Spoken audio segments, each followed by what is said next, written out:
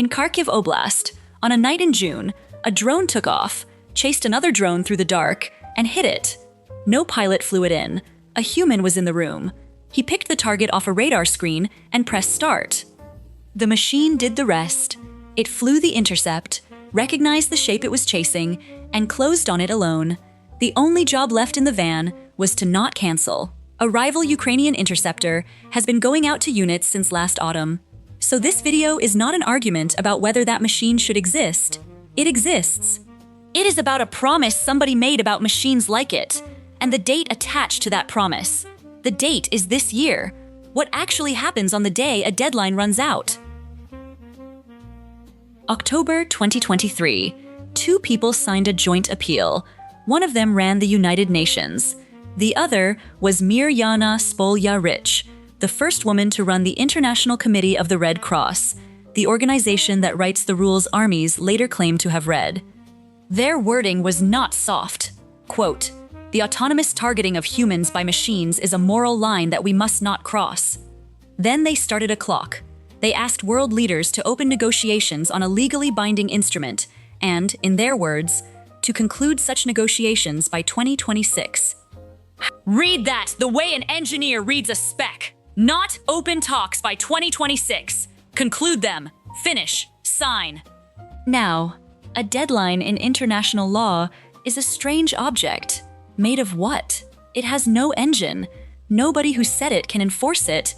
Nobody who misses it receives a letter, and no court anywhere has a drawer for it. It is a request wearing a calendar.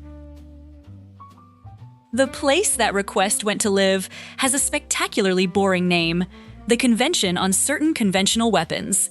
Even the title is hedging.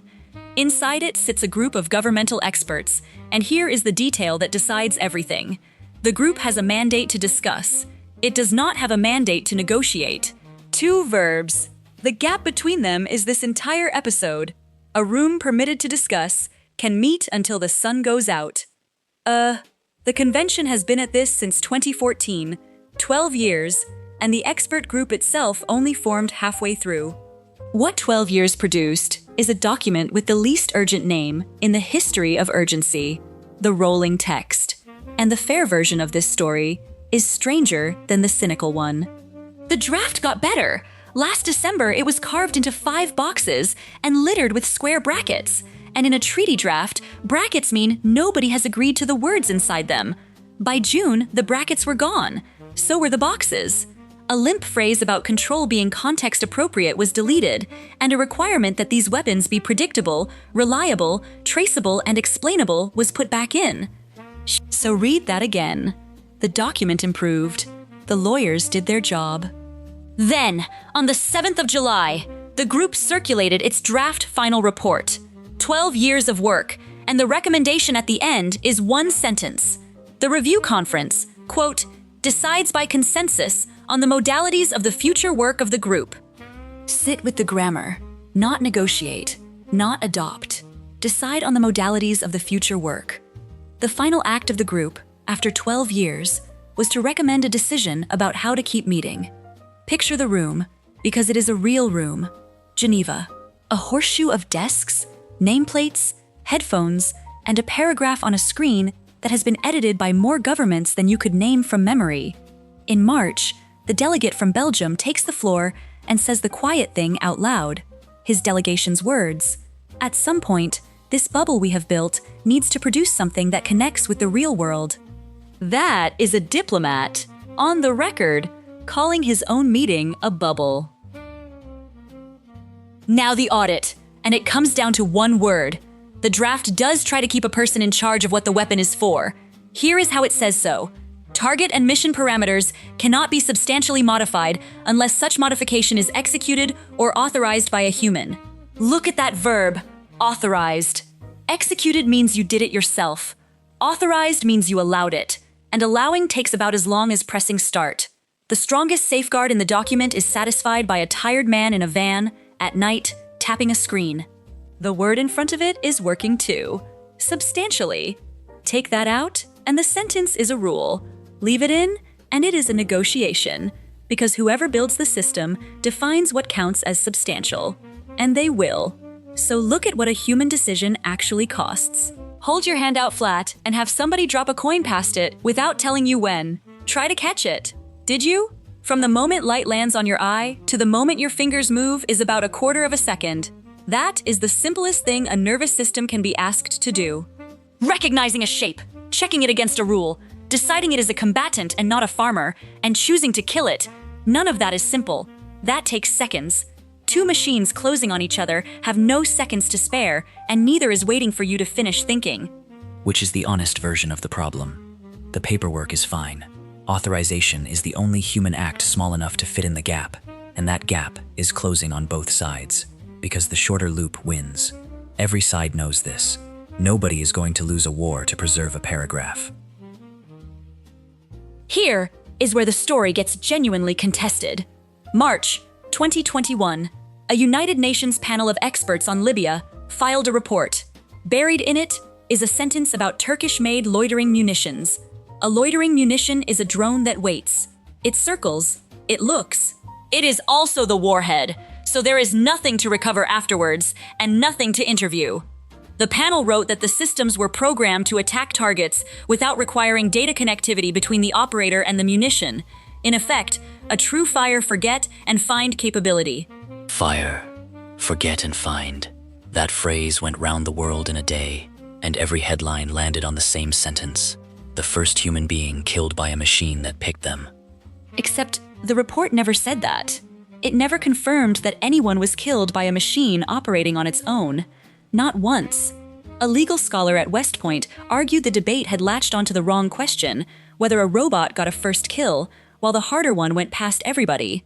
Could a thing like that obey the law of armed conflict at all? He was right.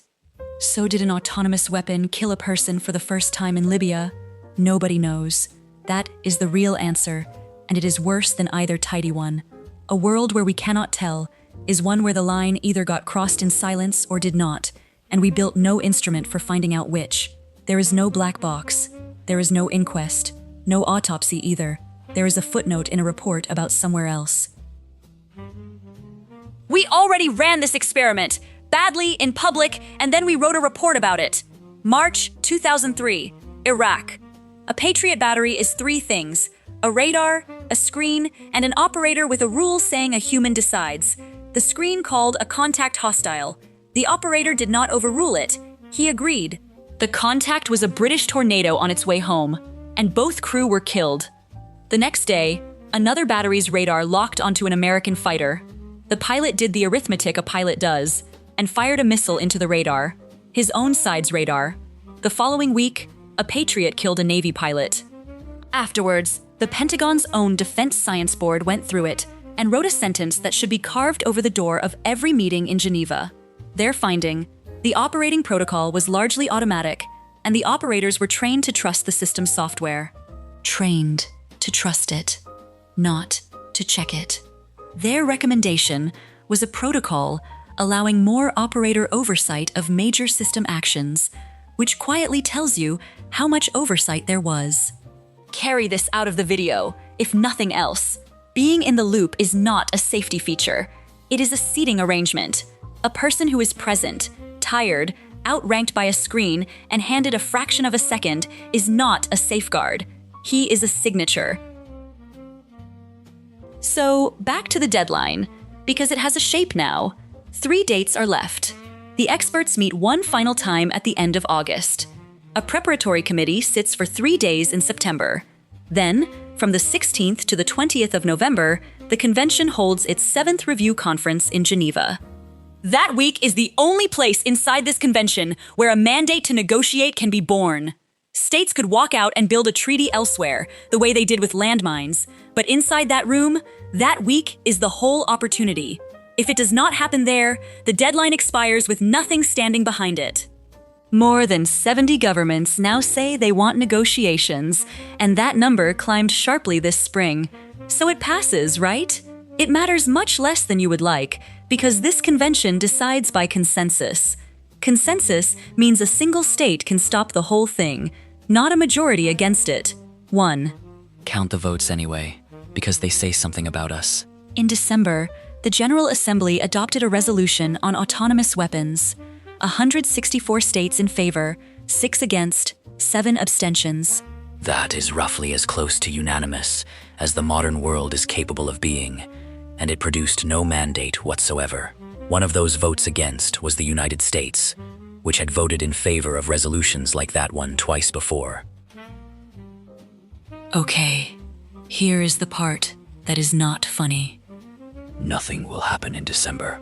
No alarm, no emergency session, no sanction, and no headline on the day itself. A deadline with no penalty does not expire the way a treaty expires. It expires the way a coupon expires, quietly, in a drawer, and the only person who notices is the one who was counting on it. And this is the detail that makes it worse, rather than sad. That same convention has done this before, and done it properly. In October 1995, at its first review conference, the same body banned blinding laser weapons, not after a war full of blinded conscripts. Before, the weapon existed in prototypes, it had never been fired at a human being, and the states in that room outlawed it anyway. China's delegation put it on the record. Their words, for the first time in human history, an inhumane weapon had been declared illegal and prohibited before it had actually been used.